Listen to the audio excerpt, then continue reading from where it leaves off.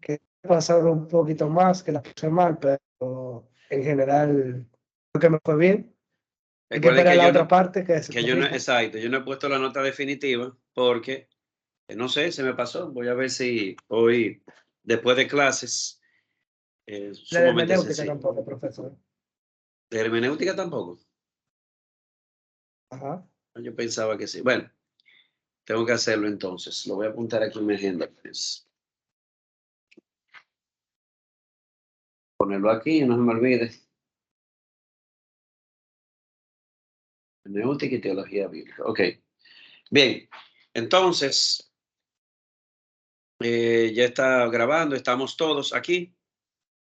Voy a proyectar para que me digan si se ve la pantalla desde que proyecte. ¿Se ve ahí? Sí. Ok. Entonces, recuerden que yo voy a necesitar ayuda, sobre todo para la lectura de los textos. Así que estén atentos. Ustedes solamente son 4, o sea que posiblemente le toque una lectura, una persona por cada diapositiva. Pero bueno, voy a comenzar. Aquí veo como más personas. Bueno, seguro, teología bíblica. Yo veo con mucha gente en el chat. Bueno, ok. Sí, yo creo que Juan ya estaba también, ¿no, maestro? Eso es lo que veo, que no me falta gente en el grupo. No sé si fue que retiraron o qué. No, A lo mejor Juanji vino nada más fue como oyente. No, Juanji sí. Juanji vino como oyente nada más. Pero, por ejemplo, veo aquí a Ángel Veras y José Ferreira y Felipe, que no tienen por qué estar. Si después lo pueden sacar, pero bueno. Comenzamos. Hemos visto 2 temas de la teología bíblica. Hemos visto, vimos una introducción a la teología bíblica. Vimos el tema de la presencia habitante de Dios, que ustedes lo vieron, Jeff Purcell, 5 etapas de la historia: un jardín, una morada, una persona, un pueblo y una ciudad. Básicamente, en esas 5 etapas de la historia, de manera cronológica, vieron el propósito de Dios de morar en medio de su pueblo. Pero luego surge la pregunta, ¿para qué Dios quiere morar en medio de su pueblo de una manera especial? Porque de todas formas Él es omnipresente. Y entonces surgió el tema del reino de Dios. El reino de Dios en su sentido histórico, porque en el sentido eterno Dios siempre ha tenido el control absoluto de su creación, pero Dios quiere no solamente serlo, Dios también quiere ser reconocido como el rey en la vida de los seres humanos, y de eso se trata el reino histórico. Y lo vimos en 8 etapas: el reino establecido en Edén, el reino perdido con la caída, el reino prometido a Abraham, el reino cumplido en parte en Israel, el reino profetizado, el reino presente en la persona de Cristo, ¿verdad? El reino proclamado en la iglesia y el reino consumado en la nueva creación. Ahora bien, pasamos ahora del tema del reino al tema de los pactos, y la transición es totalmente natural. Ustedes van a ver por qué. Habiendo visto cómo Dios consolida su reino en su pueblo, corresponde estudiar ahora la manera en que Dios administra su reino. Y de eso se trata el tema de los pactos. Los pactos divinos son el medio que Dios utiliza para administrar su reino. Ven, presencia en medio de su pueblo, presencia para consolidar su reinado. Pero ese reino o ese reinado de Dios en medio de su pueblo se administra a través de los pactos. Hablemos un poco del concepto. Hay al menos, vamos a ver la terminología tanto en el Antiguo como en el Nuevo Testamento. Hay al menos 5 términos hebreos utilizados en el Antiguo Testamento que están relacionados al tema de los pactos. El primero de esos términos, y el más conocido de todos o el más prevalente, es el término berit. Se traduce literalmente como pacto, liga, confederación, y se utiliza en el Antiguo Testamento para hablar tanto de pactos humanos como de pactos divinos, es decir, pactos de Dios con el hombre y pactos también entre seres humanos. De las 287 veces que se usa, yo puse aquí 3 versículos que utilizan la palabra berit y que se traducen como pacto. Si por favor alguien puede leerlo en este caso, vamos a darle el chance a, déjame ver, empezamos con, perdón, porque estoy por turno aquí. Si podemos empezar con Catherine.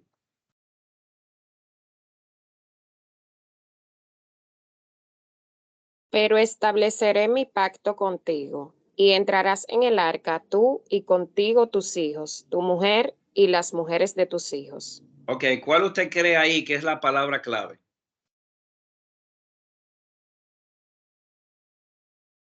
En base a lo que estamos viendo, ¿verdad? Mi pacto. Pacto. La palabra pacto. Esa es la palabra española que está traduciendo a la palabra hebrea berit. Déjenme aclarar que es la primera vez que la palabra pacto aparece en la Biblia. De hecho, eso ha llevado a muchos a discutir si realmente había un pacto con Adán antes de la caída o no. Yo creo que sí, pero al ser la primera vez que aquí se usa la palabra pacto, algunos han puesto en duda de que con Adán hubiese uno. Yo creo que sí, pero de eso hablaremos más adelante. Ese es el pacto que Dios hizo con Noé antes de entrar al arca. Un pacto donde Dios se le prometió que debido a la gracia que él halló, gracia ante los ojos de Dios, Dios lo salvaría a él y a sus descendientes dentro del arca. Éxodo 2:24, usted misma, Catherine.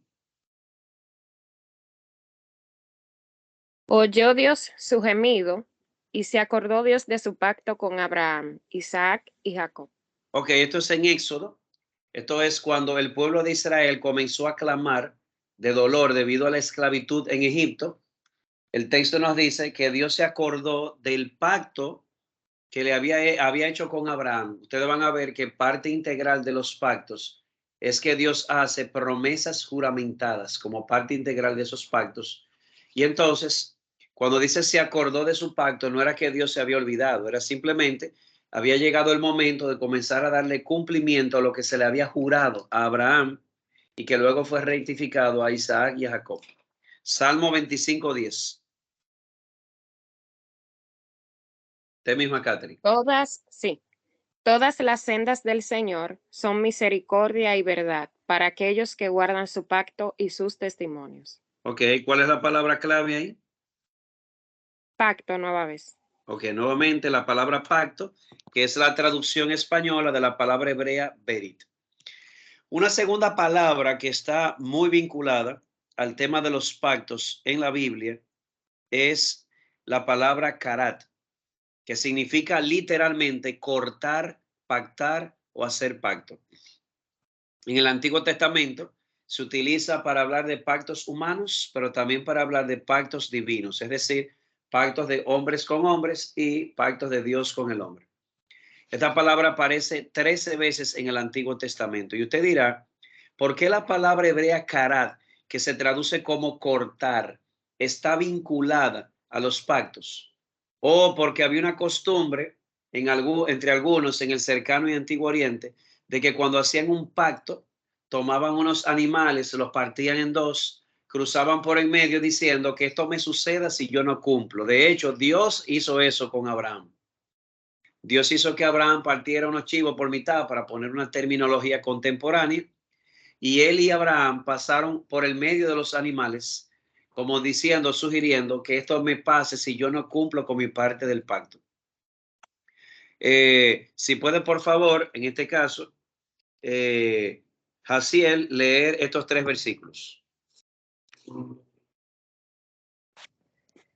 Para que entres en el pacto con el Señor tu Dios y en su juramento que el Señor tu Dios hace hoy contigo. Ok, interesante, usa la palabra pacto, pero la palabra que usa no es berit, es karat. Y está hablando del pacto que Dios hizo con el pueblo de Israel justamente antes de entrar a la tierra prometida. Primera Reyes 8:9. En el arca no había más que las 2 tablas de piedra que Moisés puso allí en Horeb, donde el Señor hizo pacto con los hijos de Israel cuando salieron de la tierra de Egipto. Ahí está otra vez la palabra pacto. Palabra hebrea no es perit, sino karat, y se utiliza para hablar de un pacto que el Señor Dios hizo con el pueblo de Israel en Horeb cuando ellos salieron de la tierra de Egipto. Isaías 57:8. En verdad, bien lejos de mí te has descubierto, y has subido y ensanchado tu cama. De ellos has logrado pacto a tu favor, has amado su cama, has contemplado su virilidad. Ahí está la palabra pacto, en el contexto de una manera metafórica para hablar de un pacto matrimonial, que obviamente era una figura para hablar de la relación de Dios con Israel, y la palabra es karat. Otra palabra en el Antiguo Testamento que está vinculada a los pactos es la palabra Allah, y no tiene nada que ver con el Dios de los musulmanes. Se traduce como juramento o maldición, literalmente, pero se vincula a los pactos. De hecho, se utiliza para hablar tanto de pactos divinos, es decir, de Dios con el hombre, como a pactos humanos entre un humano y otro. Se utiliza 10 veces en el Antiguo Testamento. De esas 10 veces, yo puse 2 aquí. Si el doctor, por favor, puede leer estas 2 referencias.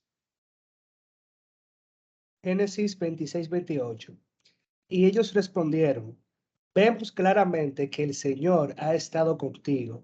Así es que dijimos, haya ahora un juramento entre nosotros, entre tú y nosotros, y hagamos un pacto contigo.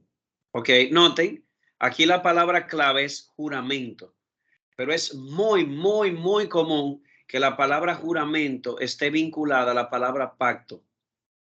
De hecho, es tanto así que a veces aparece la palabra juramento sin que aparezca la palabra pacto. ¿Por qué razón? Porque siempre que hay un pacto, hay una promesa juramentada. Ezequiel 16:59. Porque así dice el Señor Dios, yo haré contigo como has hecho tú, que has despreciado el juramento violando el pacto. Ahí está. Has despreciado el Alá violando el Berit. Siempre que hay un Berit, hay un Alá, un juramento. No siempre que hay un juramento hay un pacto, pero siempre que hay un pacto hay un juramento, es la idea. La palabra Shabbat, no Sabbat, Shabbat, ese verbo significa literalmente jurar, lo que lo hace sinónimo de Alá. Se utiliza para referirse tanto a pactos divinos como humanos y se utiliza 55 veces en el Antiguo Testamento. Si Filip, por favor, puede leer estos 3 versículos. No puedo todavía, profe, estoy de camino. Ok, Juan ya está por ahí, él me dijo que iba a entrar. Sí, amado, dígame. ¿Puede leer esos 3 textos que están en pantalla? Claro, Salmo 89:3. Yo he hecho un pacto con mi escogido. He jurado a David, mi siervo. Ok, aquí la palabra Shabbat se traduce como he jurado. Una vez más, miren cómo hay un juramento siempre vinculado a un pacto. En este caso, a lo que se le llama el pacto davídico o el pacto que Dios hizo con David. Ezequiel 16:8. Extendí mi mano sobre ti y cubrí tu desnudez. Te hice juramento y entré en pacto contigo, declara el Señor, y fuiste mía. Ok, está. Hice un Shabbat, un juramento. Es lo mismo que entré en pacto contigo. Para hablar del pacto de Dios con Israel, que es obviamente vinculado o ilustrado con una relación matrimonial. Miqueas 7:20. Otorgarás a Jacob la verdad y a Abraham la misericordia, las cuales juraste a nuestros padres desde los días de antaño. Mire qué interesante. Aquí no aparece la palabra pacto, pero sí aparece la palabra jurar en conexión a un juramento que Dios le hizo a Abraham. Eso es el pacto abrámico. Fíjense que está tan vinculado el pacto y el juramento que a veces aparece la palabra juramento sin que aparezca la palabra pacto y se sobreentiende que es para referirse a ese pacto. Otra palabra que se utiliza es nasaya, que significa literalmente levantar manos. ¿Por qué esta palabra se vincula en el Antiguo Testamento a los pactos, o porque al igual que en nuestro contexto, había una práctica entre los hebreos a levantar su mano cuando estaban haciendo un juramento. Eso se parece mucho a lo que se hace hoy en una corte. Aparece 3 veces en el Antiguo Testamento vinculados a un pacto, porque el pacto conlleva juramento y cuando se jura muchas veces se levantaban las manos. Si puede, por favor, Catherine, leer estos 3 textos. Y os meteré en la tierra por la cual alcé mi mano jurando que la daría a Abraham, a Isaac y a Jacob. Y yo os la daré por heredad, yo Jehová. Ok, interesante. Aquí se le dice al pueblo de Israel que los va a llevar a la tierra. Por esa tierra él alzó su mano, que es lo mismo que jurando, que cuando dijo a Abraham que se la daría a su descendencia. Interesante, porque eso es una de las 3 promesas juramentadas que pertenecen al pacto abrahámico. Número 14:30. Vosotros a la verdad no entraréis en la tierra, por la cual alcé mi mano, y juré que os haría habitar en ella, exceptuando a Caleb, hijo de Jefone, y a Josué, hijo de Nun. Una vez más, esto es Números, después que el pueblo murmuró contra Moisés y Aarón por el reporte que hicieron esos espías que dijeron que son hombres grandes y nos van a matar, definitivamente la incredulidad fue tal que Dios les dijo, ustedes no van a entrar a la tierra por la cual yo alcé mi mano jurando que ustedes iban a habitar, otra vez el pacto abrahámico, excepto Caleb y Josué. Es decir, de esa generación, solamente Caleb y Josué, el resto de los que entraron fueron los que tenían menos de 20 años. Nehemías 9:15. Les diste pan del cielo en su hambre, y en su sed les sacaste aguas de la peña, y les dijiste que entrasen a poseer la tierra, por la cual alzaste tu mano y juraste que se la darías. Una vez más, aquí está la frase, Nasaya, alzaste la mano en juramento, hablando de una tierra que les daría, otra vez parte del pacto abrahámico. Tal vez luego Juanji me pueda ayudar a entender por qué las 3 veces que aparece la palabra Nasaya está vinculada a la tierra per se. No sé por qué, interesante la coincidencia o la providencia. Pero bueno, de igual manera, en el Nuevo Testamento hay 5 términos griegos que son utilizados para referirse o están relacionados, mejor dicho, con los pactos. El primero de esos términos es el término griego diateque. Se traduce como pacto o juramento y es básicamente la traducción griega de la palabra hebrea berit. Si usted busca en la Septuaginta es la versión griega del Antiguo Testamento. Donde quiera que aparecía berit en hebreo, en la Septuaginta va a aparecer diateque porque es su traducción. Se usa en el Nuevo Testamento 31 veces. Si puede, por favor, Jaciel, leer estos 3 textos. Mateo 26:28. Porque esto es mi sangre del nuevo pacto, que es derramada por muchos para el perdón de los pecados. Ok, aquí aparece la palabra diateque, se traduce como pacto, kainé diateque, nuevo pacto, que es el pacto que Dios ha hecho con la nueva comunidad mesiánica, que es la iglesia, y que es ratificado por medio del derramamiento de sangre que Jesús hizo. De hecho, el antiguo pacto se inició con una ratificación derramando sangre en Horeb y el nuevo pacto también. Hechos 3:25. Vosotros sois los hijos de los profetas y del pacto que Dios hizo con nuestros padres. Al decir a Abraham, y en tu simiente serán benditas todas las familias de la tierra. Ok, aquí aparece la palabra pacto, del griego diateque, utilizada para referirse al pacto que Dios hizo con Abraham. Cuando le prometió, una de las 3 promesas que le hizo fue que en su simiente, en singular, no en plural, para referirse a Cristo, serían bendecidas todas las naciones de la tierra.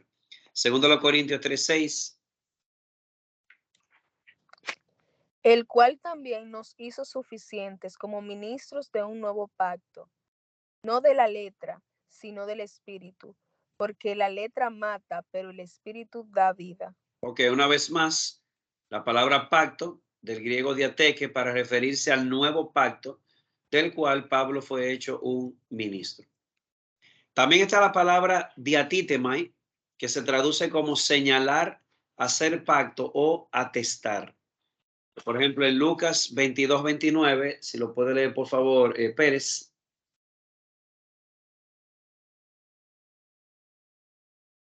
Se escucha, profesor, porque se está como entrecortando un poquito. Se escucha. Ok. Y así como mi padre me ha otorgado un rey, yo os otorgo. Ok. La palabra aquí se traduce como otorgar, pero es como sinónimo de atestar o hacer un testamento, un pacto. Hebreos 8:10. Porque ese es el pacto que yo haré con la casa de Israel después de aquellos días.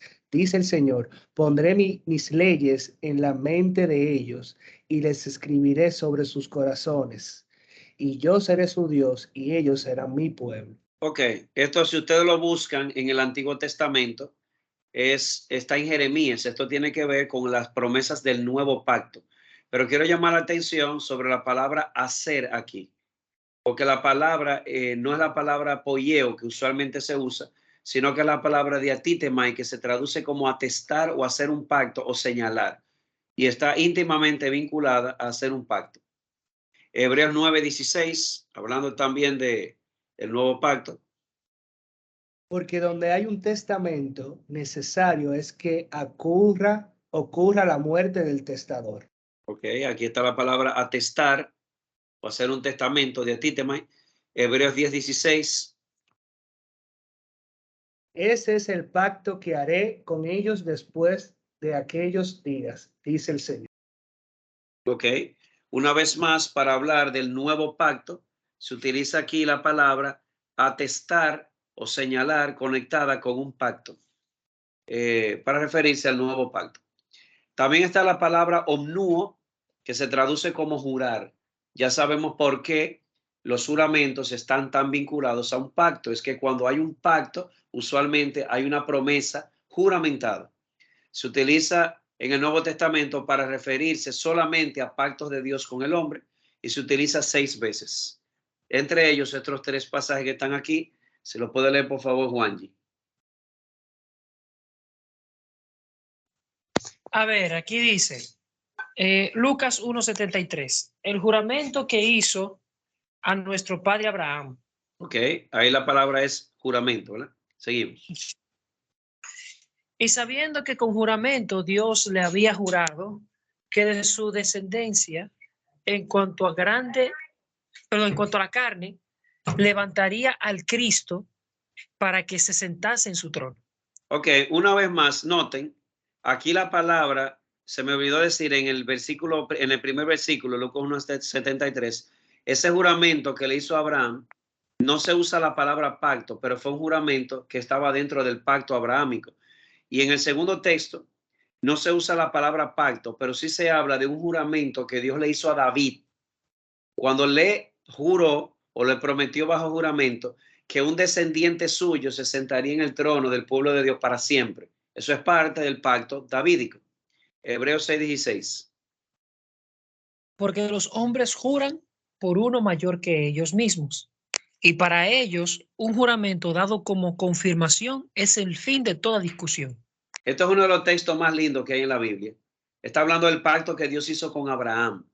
Y el punto es que cuando los hombres juran, para hablar de hacer pactos, ellos usualmente juran en nombre de alguien mayor que ellos, para que el asunto quede ahí, para que toda discusión quede ahí. Pues Dios condesciende tanto con nosotros que dice la Biblia que juró, no teniendo por alguien más grande por quien jurar, juró por sí mismo que le cumpliría a Abraham la promesa de que le daría un descendiente. El punto es la palabra juramento. Está también la palabra orcos, que no tiene nada que ver con el Señor de los Anillos. También se traduce como juramento y se usa en conexión a los pactos divinos. Aquí hay 3 textos y por favor, Catherine los puede leer. El juramento que hizo a nuestro padre Abraham. Ok, Una vez más, en este caso, ¿cómo se llama? La palabra clave es juramento. Fíjense que son los mismos tres textos, perdón, del caso anterior, solamente que en el caso anterior el énfasis estaba aquí. Hizo, jurado, juran, mientras que aquí está en juramento, juramento, juramento. Y está vinculado al pacto que Dios hizo con Abraham y el pacto que hizo con David. También está la palabra orcomosía. Se parece mucho, ¿verdad?, a orcos. Orcomosía también se traduce como juramento y solo se utiliza en Hebreos 7. Si en este caso le toca a Jaciel. Y esto no fue hecho sin juramento. 7:21. Porque los otros ciertamente sin juramento fueron hechos sacerdotes, pero este con el juramento del que le dijo. 7:28. Porque la ley constituye sumos sacerdotes a débiles hombres, pero la palabra del juramento, posterior a la ley, al Hijo, hecho perfecto para siempre. Ojo con esos textos. Ojo, ojo, ojo. Usualmente, cuando se habla de los pactos de Dios en la Biblia, nunca se menciona el pacto mesiánico. O se habla del nuevo pacto como si fuese el pacto mesiánico. No es lo mismo. El nuevo pacto es un pacto en el que Dios le jura o le promete a su pueblo bajo juramento: yo seré su Dios y ustedes serán mi pueblo. El pacto mesiánico tiene que ver con una promesa juramentada que el Padre le hizo a su Hijo, de que si él era obediente hasta la muerte y muerte de cruz, como dice Filipenses, él le haría rey y sacerdote para siempre. Y no sería un oficio sacerdotal por línea de sangre, sino que sería por juramento. Él le juró a su Hijo que le haría sumo sacerdote para siempre. Por lo tanto, prepárense, porque yo voy a agregar ese pacto, el pacto mesiánico, como uno que es distinto al nuevo pacto, pero que están estrechamente vinculados. Así como el pacto que Dios hizo con la comunidad del arca estaba vinculada a Noé, así como el pacto que Dios hizo con Israel estaba vinculado a Abraham, así el nuevo pacto que Dios hace con la iglesia está vinculado con el Mesías. Pero no significa que el pacto con el Mesías o el pacto mesiánico, que es el que se menciona aquí, el juramento que Dios le hizo a su Hijo, sea ese el nuevo pacto. Son dos pactos distintos, pero están orgánicamente conectados. Ahora bien, creo que estamos listos ya para una definición o por lo menos una descripción de lo que es un pacto. Según los textos que hemos visto y los que faltan por ver, un pacto es una relación señor-siervo en la que el Señor, basado en su benevolencia o buena voluntad, hace promesas juramentadas a su siervo. Promesas que están muchas veces atadas a ciertas condiciones. Ojo con esto. Usted dirá: profesor, pero yo pensaba que un pacto es un acuerdo entre dos o más personas. Si usted está pensando en un pacto entre dos iguales, sí. Pero cuando hablamos de un pacto divino de Dios con el ser humano, esa definición no encaja. ¿Por qué? Yo no puedo hablar de un pacto de Dios con el ser humano como un acuerdo, porque Dios nunca le pregunta a su siervo: ¿tú estás de acuerdo? Dios impone los términos y punto. De hecho, lo que más se parece a este concepto bíblico son unos pactos de vasallaje que existían en el cercano y antiguo Oriente. A ver, la palabra vasallo, ¿a qué le suena? Eso era Ay, la gente del siervo. pueblo. Ajá, por ejemplo, cuando venía un imperio y conquistaba a un estado o a un país o a una nación más pequeña, esa nación conquistada se convertía en un estado vasallo de la nación que los conquistó. Y en ese momento comenzaba una relación señor-siervo, donde el señor o el que conquistó le prometía protección, provisión a ese estado vasallo, pero a cambio el estado vasallo le debía obediencia al Señor y lealtad. Entonces yo no estoy diciendo que eso sea un pacto bíblico, pero está muy, muy relacionado. El tipo de pactos que vemos en la Biblia entre Dios y los hombres no es un pacto entre dos iguales, es un pacto de vasallaje donde hay un señor y donde hay un siervo. Y el Señor, en su buena voluntad, le hace promesas juramentadas a su siervo o a su comunidad, promesas que muchas veces están atadas a ciertas condiciones.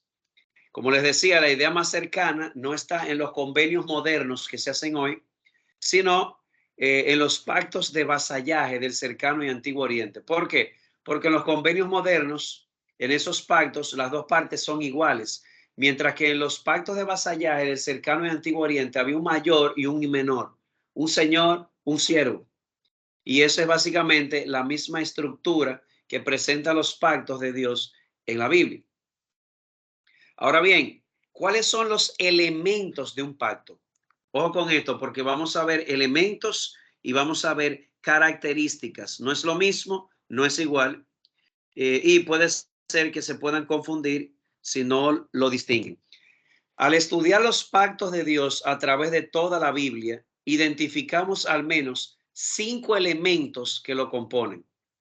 En primer lugar, en un pacto divino siempre existe el elemento de partes contratantes, que siempre son Dios, el Señor, y un siervo fiel, o puede ser Dios, el Señor, y una comunidad de siervos redimidos. Vuelvo y repito, en un pacto siempre hay dos partes contratantes. El Señor Dios, que siempre está, y un siervo fiel o una comunidad de siervos que fueron redimidos.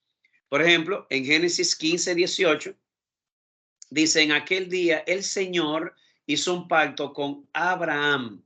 Aquí tenemos un pacto donde participan el Señor Dios y su siervo Abraham. Pero también hay pactos que Dios ha hecho con comunidades redimidas o comunidades de siervos redimidos. Por ejemplo, en Éxodo 6:4, él dice, también establecí mi pacto con ellos de darles a ustedes la tierra de Canaán, la tierra donde ellos peregrinaron, es decir, los padres.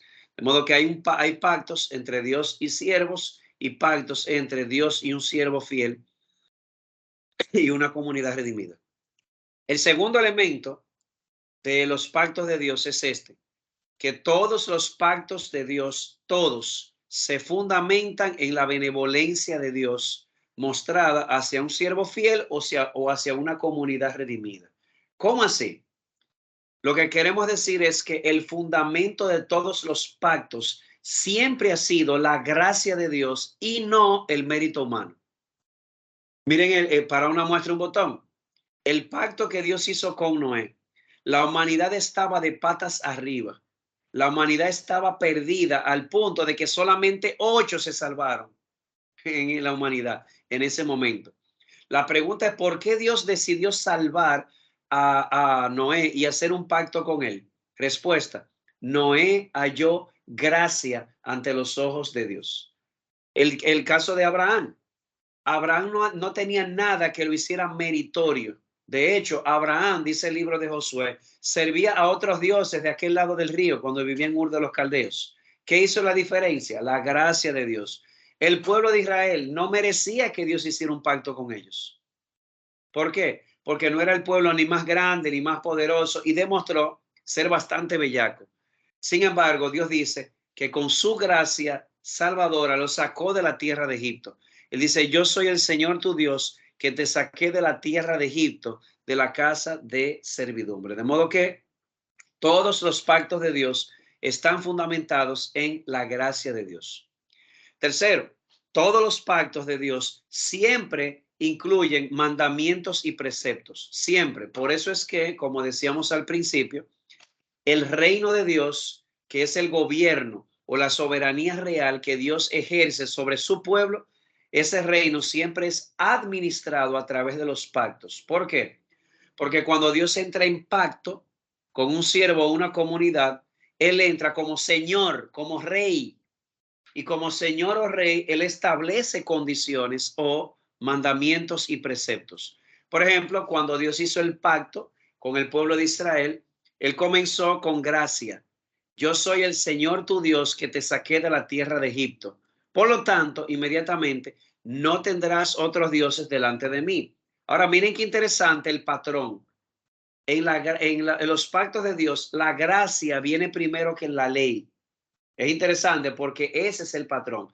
Primero gracia y luego entonces viene la ley o los mandamientos dados hacia aquel que ha sido el receptor de la gracia salvadora de Dios. Eso es muy importante porque es el patrón bíblico.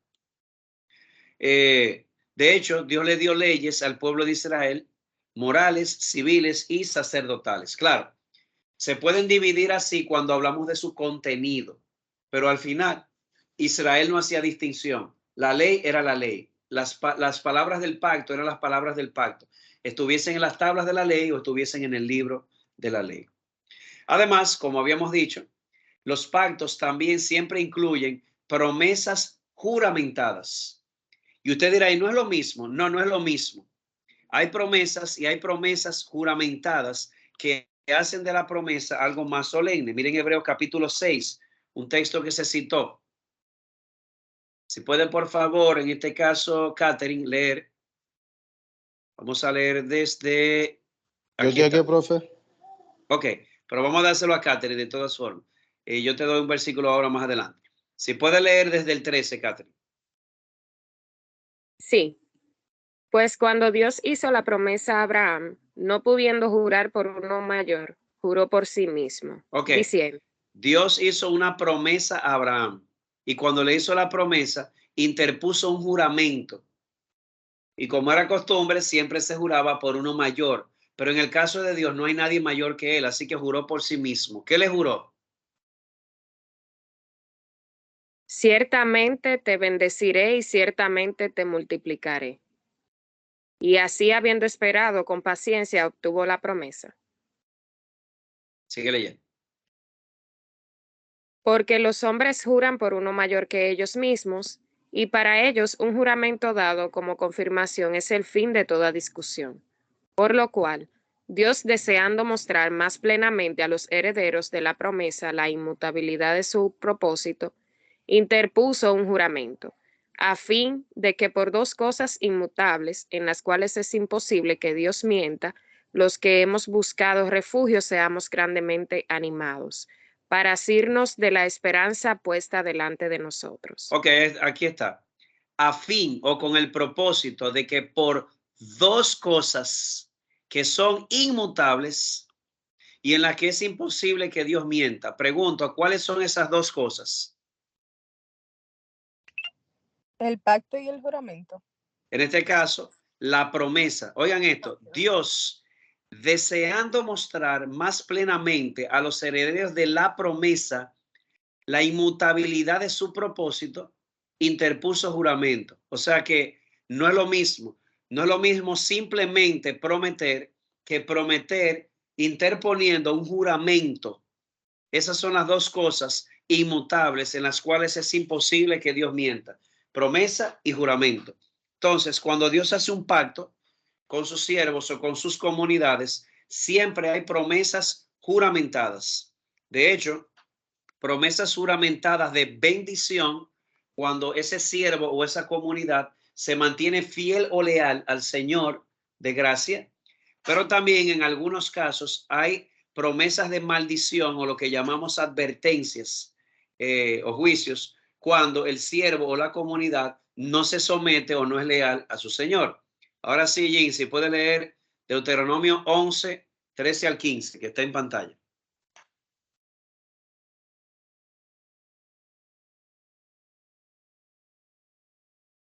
¿Está por ahí? ¿Usted me llamó a mí? No. A A Filipe. mí. Sí. Ok, 15, ok. Y él da la hiera desde 13, profe. Desde aquí, desde el 3. Ok. Y sucederá que si obedecéis mis mandamientos que os ordeno hoy, el para a vuestras tierras la lluvia y a su tiempo. A su tiempo, lluvia, temprano y lluvia tardía para que recojas tus granos, tu mosto y tu aceite, y él dará hierba en tus campos para tu ganado, y comerás y te saciarás. Ok. Noten, esto tiene que ver con un capítulo relacionado al pacto, a la promesa de bendición si ellos eran fieles, pero también a la advertencia de maldición si ellos eran infieles. Él dice, cuidado, no sea que se engañe vuestro corazón y os desviéis y sirváis a otros dioses y los adoréis. No sea que la ira del Señor se encienda. Si tú quieres lo puedes mutear ya. Que no se encienda contra vosotros y cierre los cielos y no haya lluvia y la tierra no produzca fruto y pronto perezcáis en la buena tierra que el Señor os da. El punto es, en todos los pactos de Dios siempre hay promesas juramentadas de buena voluntad, de bendición hacia sus siervos o comunidades, pero en algunos casos hay un lenguaje de maldición o advertencia si el siervo o la comunidad es infiel. Y por último, otro elemento que siempre vemos en los pactos de Dios es que Dios siempre provee, oigan, Dios siempre provee lo que su siervo o lo que su comunidad necesita para guardar los mandamientos. ¿Cómo así? O cuando Dios le manda a su pueblo a hacer algo, siempre le provee lo que su pueblo necesita para cumplir eso. Dios no es como Faraón, que Faraón mandó al pueblo de Israel a hacer ladrillos, pero no le dio paja. Eso no funciona así con Dios. Cuando Dios le dice a Adán, tú no comerás de este árbol, pero le dijo de todos los demás árboles puedes comer.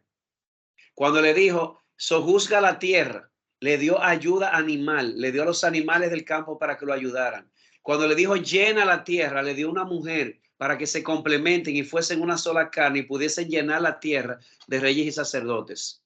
Lo mismo con Noé. Cuando le dijo, hazte un arca y entre los animales, Dios puso su temor en los animales para que entraran en el arca. Le proveyó. Y así en todos los pactos que Dios hace, cuando Él manda o da mandamientos, también provee lo que su pueblo o sus siervos necesitan para cumplir lo que Dios ha mandado.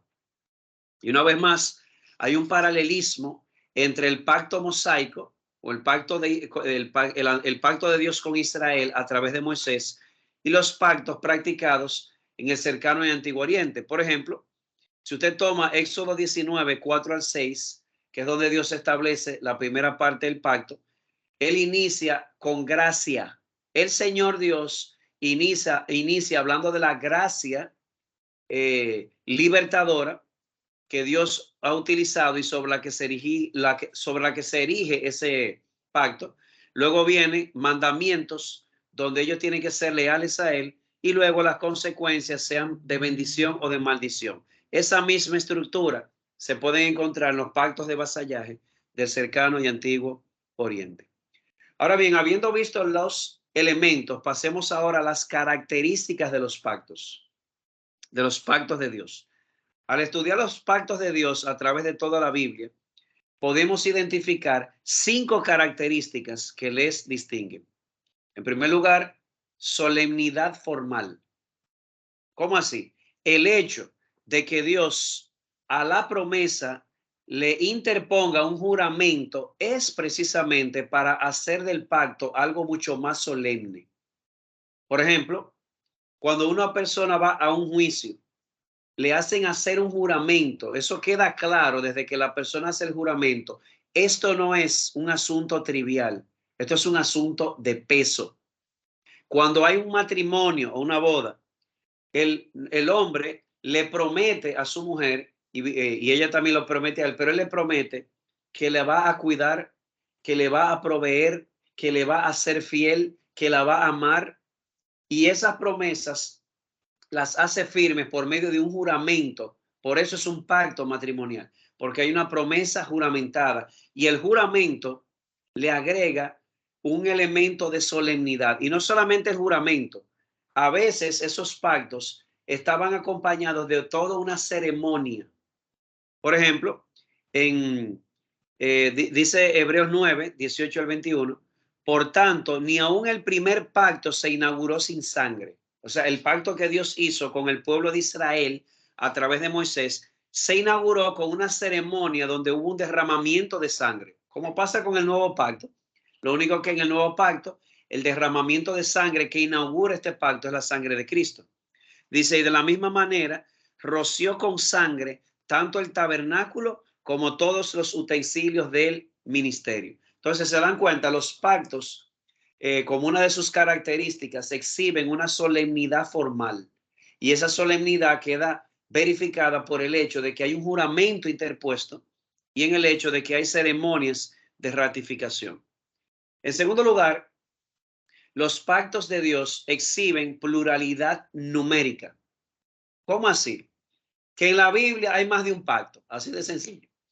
Hay más de un pacto que fueron hechos con personas distintas, ratificados en el tiempo y en lugares distintos y diferentes de la historia. Por tanto, hay una diversidad. ¿Y por qué esto es importante? Yo soy bautista reformado, es decir, yo soy reformado en cuanto a mi soteriología o doctrina de la salvación, pero en cuanto al gobierno de la iglesia y la administración de los sacramentos, soy bautista. ¿Y qué tiene eso que ver con esto? O que hay reformados que no son bautistas, hay luteranos, hay anglicanos que bautizan a los recién nacidos.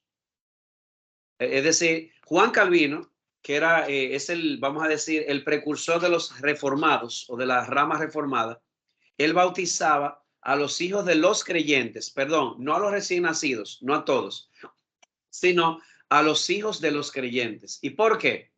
Practicaban ese paidobautismo, bautismo de niños, porque él decía, o dicen los reformados, así como en el antiguo pacto, los niños se circuncidaban al 8º día, de la misma forma en el nuevo pacto, el equivalente es un bautismo a un hijo de un creyente recién nacido, ¿verdad? A un hijo recién nacido de un creyente. Pero al final, ¿por qué establecen ese paralelo? Porque ellos dicen que en la Biblia solamente hay dos pactos. El pacto de las obras que Dios hizo con Adán antes de la caída y luego el pacto de la gracia que Dios hizo con Adán y Eva después que pecaron, cuando les prometió que la simiente de la mujer iba a aplastar la cabeza de la serpiente. Y que ese es el pacto que tenemos ahora, el pacto, por eso se llama su teología, la teología del pacto.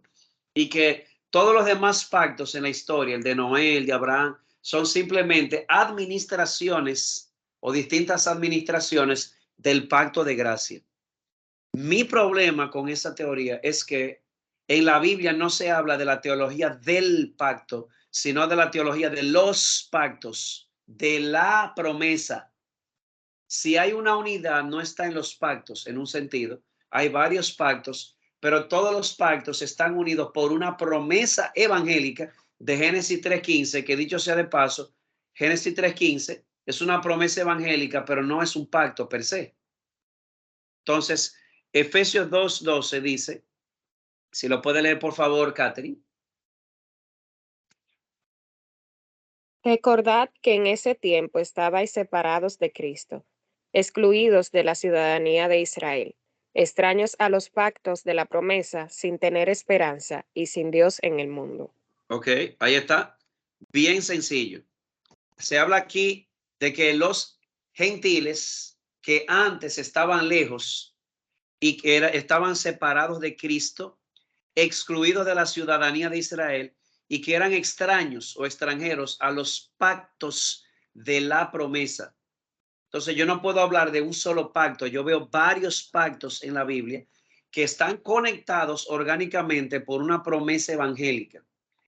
Hay un pacto que Dios hizo con Noé y lo hizo con Noé. Tenía promesas específicas para Noé y su familia en ese momento histórico.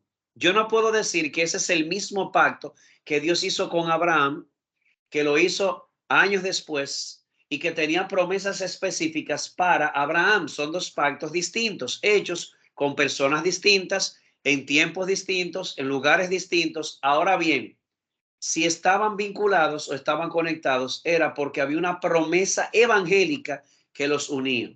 ¿Cuál promesa evangélica? La promesa del Mesías que vendría.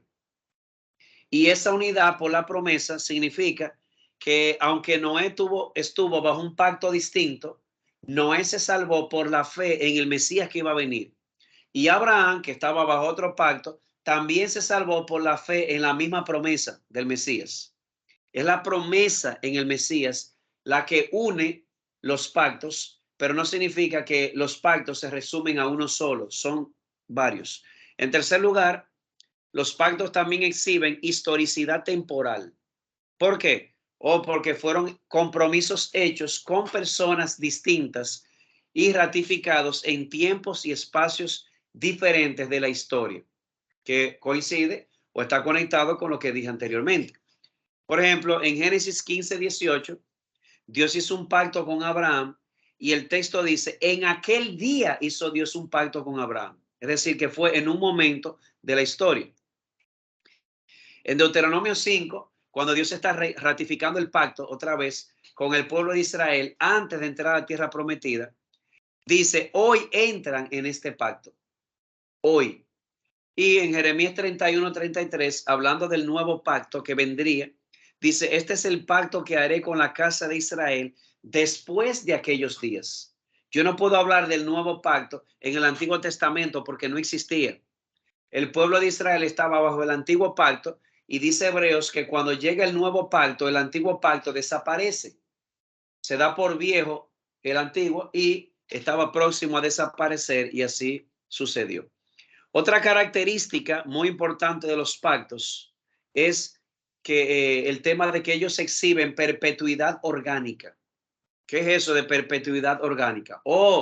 Que tanto los mandamientos como las promesas que Dios le hizo a su siervo o a su comunidad aplicaban a ellos y a sus descendientes después de ellos. Interesante. ¿Por qué razón? ¿Alguien sabe? Alguien que me diga. ¿Cuál fue la señal del pacto con Abraham? El arco iris. El pacto con Abraham, no con Noé. Perdón. Las estrellas. No, la señal del pacto con Abraham. La circuncisión. La circuncisión. Y si esa fue la señal del pacto con Abraham, ¿por qué los descendientes de Abraham tenían que circuncidarse? ¿Me entienden? Si el pacto fue hecho con Adán antes de la caída, ¿por qué por la caída de Adán todos nosotros también caemos? ¿Por qué si Adán hubiese obedecido, nosotros hubiésemos triunfado con él? Precisamente porque las estipulaciones y las bendiciones y maldiciones de un pacto no solamente incluyen al siervo o la comunidad, sino también a sus descendientes después de ellos. Miren, por ejemplo, este fue el pacto que Dios hizo con la comunidad que salió del arca, incluyendo los animales que estaban ahí adentro. Dice, he aquí, yo establezco mi pacto con vosotros y con vuestra descendencia después de ustedes. Es decir, que las estipulaciones y promesas de un pacto los incluía a ellos y a sus descendientes después de ellos. A eso se refiere el concepto de perpetuidad orgánica.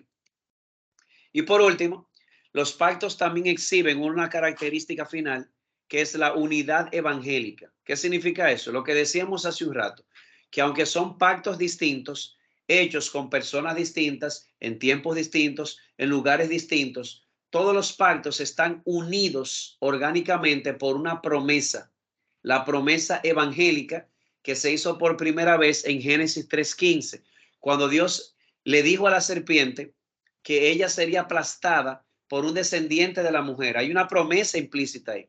Se le prometió a Adán y Eva y a sus descendientes que vendría un descendiente de la mujer, un ser humano, que le aplastaría la cabeza a la serpiente y que traería emancipación o redención o liberación de la maldición que vino.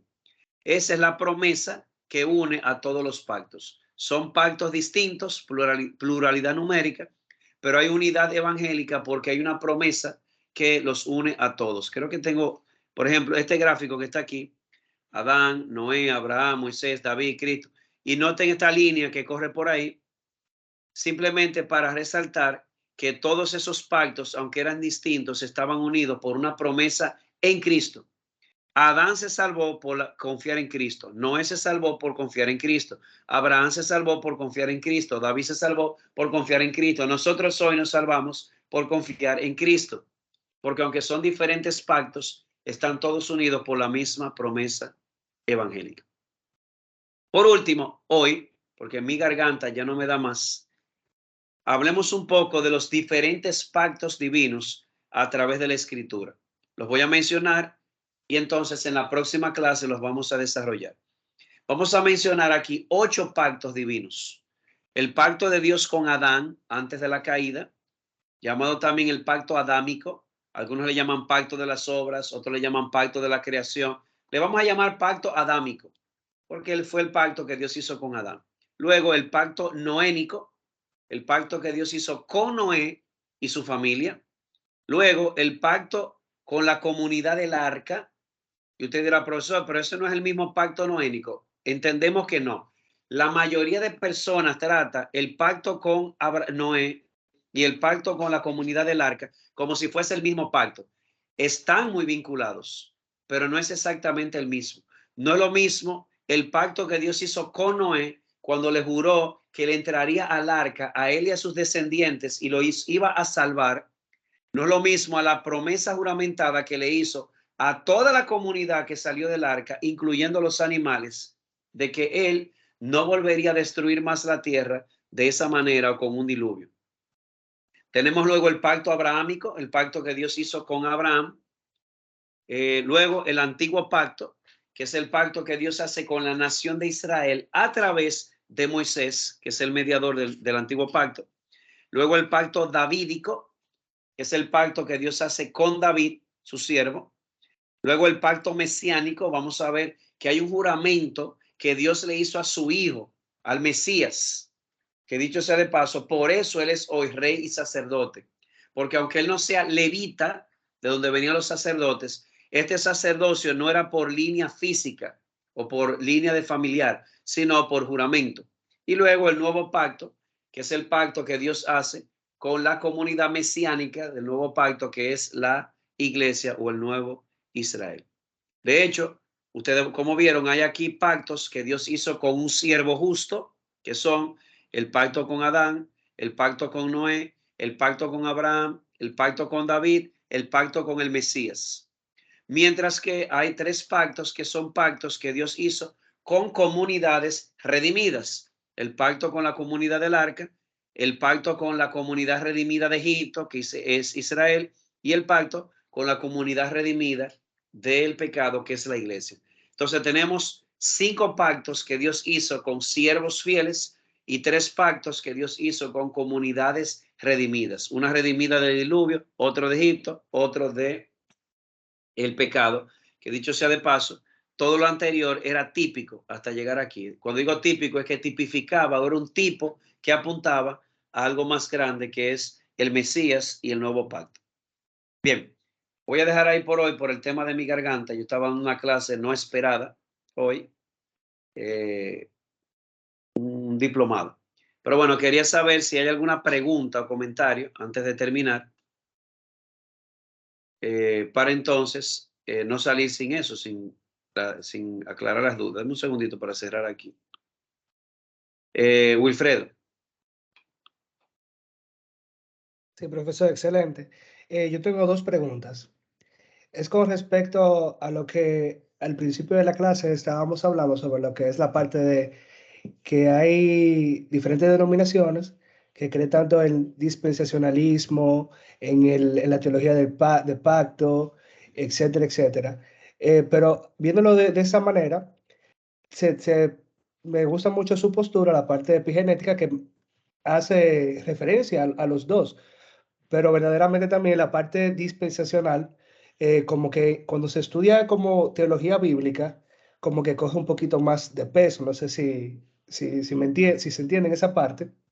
Entonces, yo tengo una pregunta de un versículo que se usa mucho en mi iglesia, que es Segunda de Crónicas 7:14, que nosotros lo mencionamos mucho, pero cuando yo estaba leyéndolo completo dentro de su contexto, veo que el título que da la Reina Valera dice Pacto de Dios con Salomón. Cuando hablamos de ese tipo de pacto, que fue es un pacto como que recae ahora, como estamos hablando, el dispensacionalismo dice que, ok, hay pacto que no nos compete a nosotros, que eso es simplemente a esas personas o a Israel.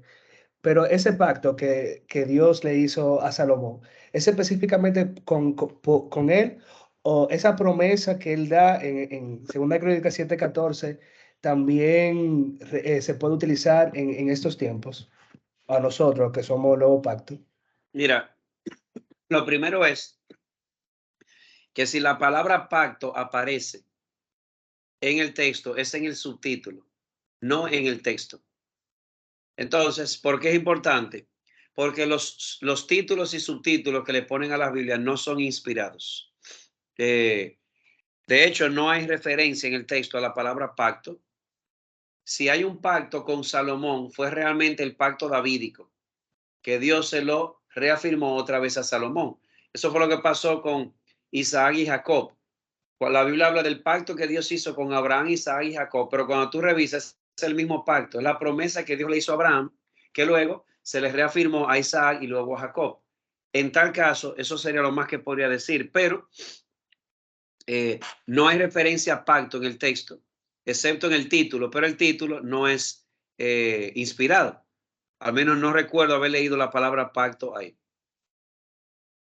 Con relación a lo que tú decías, sí, yo no soy dispensacionalista, pero ellos sí tienen un punto en el sentido de que no ven todos los pactos como si fueran el mismo. Y yo estoy de acuerdo con ellos en ese punto, en esa discontinuidad. En lo que yo no estoy de acuerdo es en que hablan de una total discontinuidad.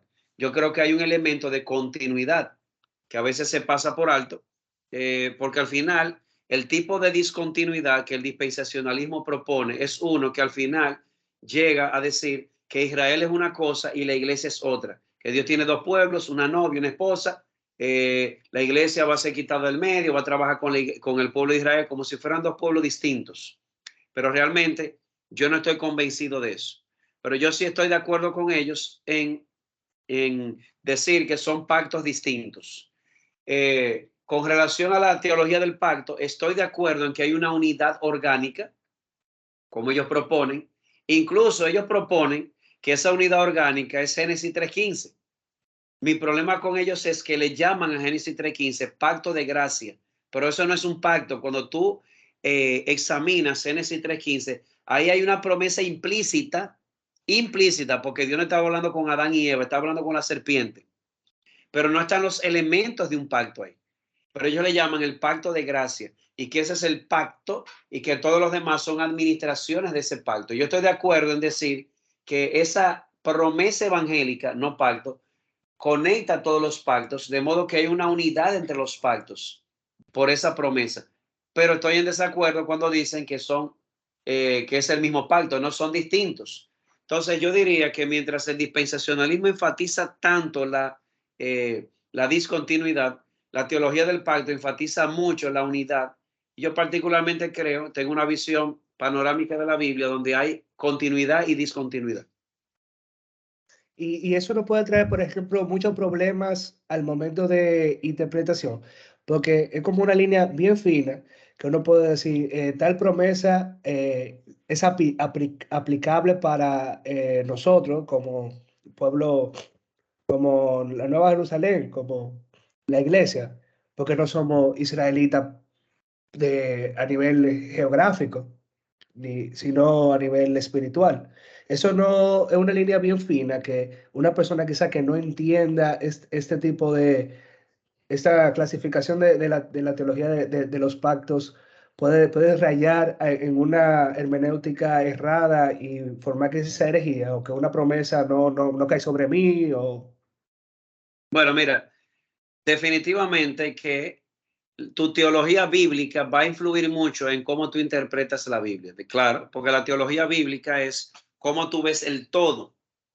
Y depende de cómo tú veas el todo, vas a interpretar las partes. Ahora bien, independientemente de eso, las posturas evangélicas, aun cuando difieren, todas están de acuerdo en una cosa. Hay cosas que ya no aplican a la iglesia que pertenecían a Israel. bajo el antiguo pacto. Todos nosotros estamos de acuerdo en que las leyes ceremoniales y hay leyes civiles que ya no aplican a nosotros hoy, o que ya no estamos bajo la ley mosaica, porque era temporal hasta que viniera la simiente, dice Gálatas. Donde yo, por ejemplo, tengo más desacuerdo con un dispensacionalista es cuando dice, yo no predico el Nuevo Testamento, el Antiguo Testamento, porque el Antiguo Testamento pertenecía a Israel y nosotros no somos Israel, somos la iglesia. Cuando Pablo dice claramente que todo lo que se escribió antes se escribió para nuestro consuelo y consolación. Es una sola historia que ha tenido varias fases en la que Dios ha cambiado su trato para con su pueblo, no porque él cambia, sino porque era un proceso para llevar a su pueblo a la madurez. Pero bueno, ese texto que tú citaste de Crónicas, podría aplicarse hoy, pero hay que tomarlo con pinzas, porque eso de yo sanaré tu tierra, eso está muy vinculado a la promesa del pacto que Dios le hizo a Israel, específicamente en su tierra de Canaán. Así que yo diría que directamente no es tan sencillo de decir se puede aplicar a nosotros, pero el principio sí. Imagina que aquí, en lugar de hablar de una tierra, tú hablas de una iglesia local, y que esa iglesia, Dios le dice, si tú te humillas, si tú invocas el nombre de Dios, si tú buscas su rostro, si tú te vuelves de tus malos caminos, porque eso se parece mucho al lenguaje de las 7 iglesias de Asia. Eran iglesias locales de Cristo, pero hay sanciones contra ellos, pero Dios le dice, si tú te arrepientes, entonces yo haré esto. El lenguaje es muy parecido, pero no tiene que ver con la tierra per se, porque no estamos bajo el antiguo pacto, que era una teocracia, el pueblo de Dios morando en un lugar específico, que era la tierra de Canaán.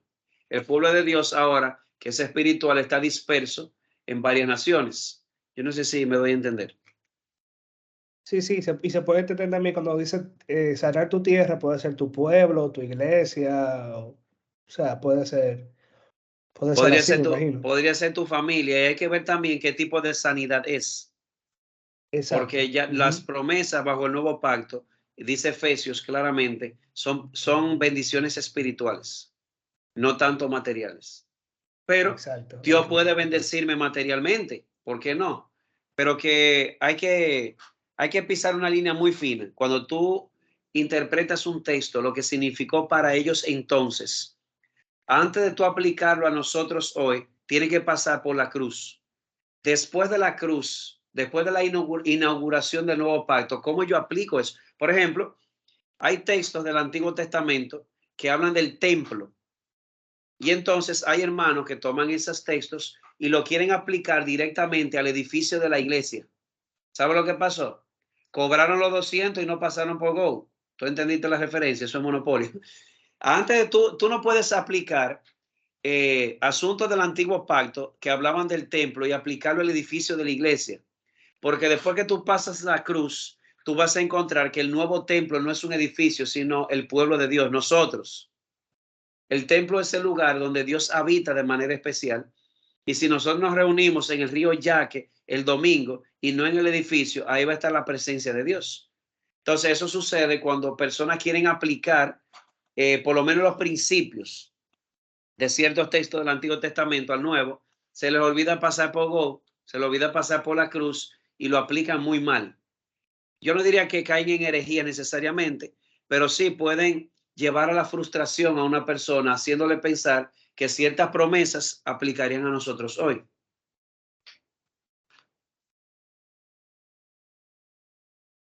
Pero bueno. Gracias, profesor. Vamos entonces a cerrar. Yo voy parando ¿cómo se llama?